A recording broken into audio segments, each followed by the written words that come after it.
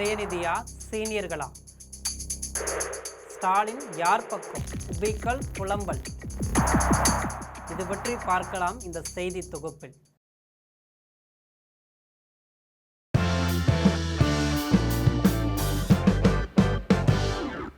2026 சட்டமன்ற தேர்தலில் திமுக தோற்றது ஏன் என்பதை அறிய 36 பேர் கொண்ட கள ஆய்வுக்குழுவை அமைத்தார் ஸ்டாலின்.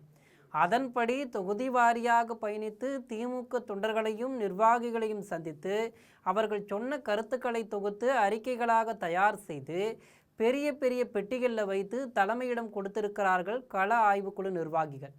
அதிர்ச்சியூட்டும் விதமாக கள ஆய்வுக்குழுவின் அறிக்கையை அடிப்படையாக கொண்டு யார் மீதும் எந்த நடவடிக்கையும் எடுக்க வேண்டாம் என்று கராராக சொல்லிவிட்டாராம் ஸ்டாலின்.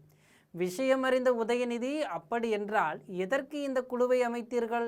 தொண்டர்களின் கருத்துக்கு இனியும் மதிப்பளிக்காமல் இருந்தால் எப்படி அவர்கள் களப்பணிக்கு திரும்புவார்கள் என கொதித்து போய்விட்டார் உதயநிதி. கள ஆய்வுக்குழு தொகுதி வாரியாக உடன்பிறப்புகளை சந்தித்து அவர்கள் சொன்ன கருத்துக்களையும் அவர்கள் எழுதி கொடுத்த கடிதங்களையும் அப்படியே தலைமையிடம் ஒப்படைத்து விட்டார்கள். பெரும்பாலான தொண்டர்கள் உட்கட்சியில் ஏகப்பட்ட மாற்றங்களை எதிர்பார்த்து காத்திருக்கிறார்கள். மக்களுக்காக ஏகப்பட்ட நலத்திட்டங்களை திமுக அரசு செய்திருந்தாலும் லோக்கல் நிர்வாகிகளை கட்சி தலைமை கைவிட்டதே தோல்விக்கான முக்கிய காரணம்.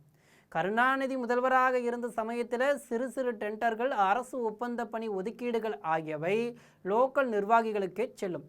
ஆனால் முந்தைய ஸ்டாலின் ஆட்சியில் அமைச்சர்களாக இருந்தவர்களே மொத்தமாக சுருட்டி விட்டதாக குற்றம் சாட்டி இருக்கிறார்கள். சீனியர்களான ஏவவேலு, KN நேரு, ஐ பெரியசாமி, சேகர்பாபு, மூர்த்தி, KKSSR ராமச்சந்திரன், முத்துசாமி உள்ளிட்ட பலர் பல தசாப்தங்களாக மாவட்டங்களை தங்கள் கட்டுப்பாட்டில் வைத்திருப்பது தொண்டர்கள் மத்தியில் அதிர்ச்சியை ஏற்படுத்தியிருக்கு. குறிப்பாக செந்தில் பாலாஜியை தயவு செய்து கரூருக்கு திருப்பி அனுப்பிவிடுங்கள் என கண்ணீர் வடிக்கிறார்கள் கோவை உடன்பிறப்புகள்.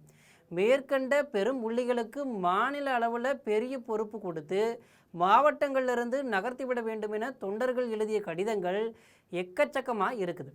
திமுகவின் வியூக வகுப்பு நிறுவனமாக பென் டீம் மீதும் 99% தொண்டர்கள் கடும் கொந்தளிப்பில் இருக்கிறார்கள்.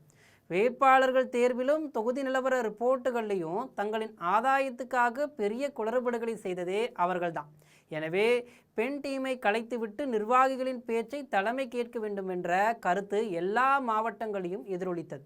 எங்கள் அறிக்கையின்படி குறைந்தபட்சம் 25 மாவட்ட செயலாளர்களை பதவியிலிருந்து எடுத்தாக வேண்டும். அந்த அளவுக்கு கட்சி விரோத நடவடிக்கைகளில் அவர்கள் ஈடுபட்டிருக்கிறார்கள். மாவட்ட தலைநகரங்களில் நகர கழக பகுதி கழக செயலாளர்களும் புறநகர் பகுதிகளில் ஒன்றிய செயலாளர்களும் தான் கட்சியின் வேர். அந்த பொறுப்பில் பட்டியல் சமூகத்தினருக்கு சொற்பமாக கூட இடங்கள் ஒதுக்கப்படுவதில்லை. பெண்களை மொத்தமாக புறக்கணித்து விட்டார்கள். இதுவும் கட்சியினர் மத்தியில் அதிருப்தியை ஏற்படுத்தியிருக்கு.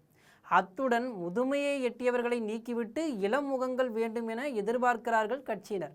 தலைமை நிர்வாகிகளை பொறுத்தவரை இளம் வயது நபர் உதயநிதி தான். அவர் வயதுடைய ஆளுமை மிக்க நிர்வாகிகளுக்கு முக்கிய பொறுப்புகள் வழங்கப்பட வேண்டும். துரைமுருகன், DR பாலு போன்ற மூத்தவர்கள் மீது கட்சியினருக்கு நாட்டமில்லை. உதயநிதியின் அரசியலை விரும்பும் கட்சியினர் மாவட்ட நிர்வாகிகள் தங்கள் வாரிசுகளை கொண்டு வருவதை வெறுப்பதும் கள ஆய்வில் வெளிப்பட்டது. கீதா ஜீவன் அமைச்சராக இருக்கும்போது அவரின் தம்பி மேயரானதை தூத்துக்குடியில் ஒருவர் கூட விரும்பல. இதே மனநிலையில்தான் தமிழகம் முழுக்க வெளிப்படுகிறது. கள ஆய்வில் எவ்வளவு பெரிய குற்றச்சாட்டுகள் இருந்தாலும் ஒரு மாவட்ட செயலர்களை கூட நீக்கக்கூடாது, சீனியர்கள் எவர் மீதும் நடவடிக்கை எடுக்கக்கூடாது என திட்டவட்டமாக சொல்லிவிட்டாராம் ஸ்டாலின். பெண் டீம் தொடரட்டும் என்பதே அவரது கருத்தாக இருக்குது.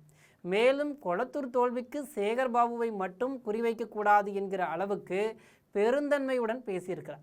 அதற்கு உதயநிதி இவ்வளவு பெருந்தன்மை ஆகாதப்பா, சீனியர்களே தவறு செய்திருந்தாலும் அவர்கள் மீது நடவடிக்கை எடுக்க வேண்டும் என்று அழுத்தம் கொடுத்திருக்கார்.